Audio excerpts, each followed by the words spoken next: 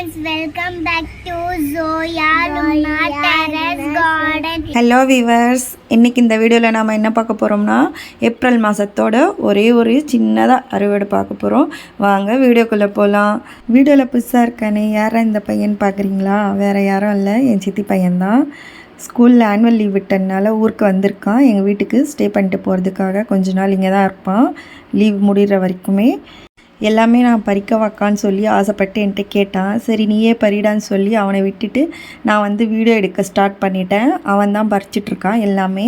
நான் ஊருக்கு போயிட்டு மறுநாள் எடுத்த வீடியோ இது. பாருங்கள் பச்சை மிளகாலாம் எப்படி காஞ்சி போயிருக்குன்ட்டு அடிக்கிற வெயிலுக்கு.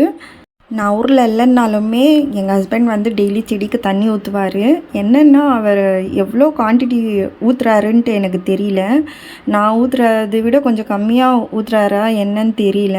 அதனால தான் செடியெலாம் எப்போயுமே போயிட்டு வந்தால் தண்ணி ஊற்றியுமே காஞ்சு போய் தான் இருக்கும்.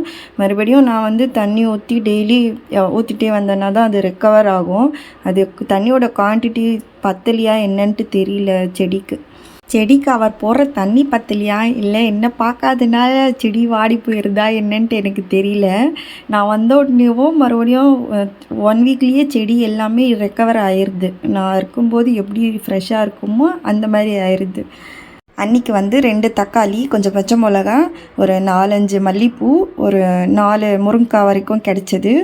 அவ்வளோதான் வீவர்ஸ். இதோட நான் என் வீடியோவை முடிச்சுக்கிறேன். நெக்ஸ்ட் வீடியோவில் மீட் பண்ணலாம். Bye viewers.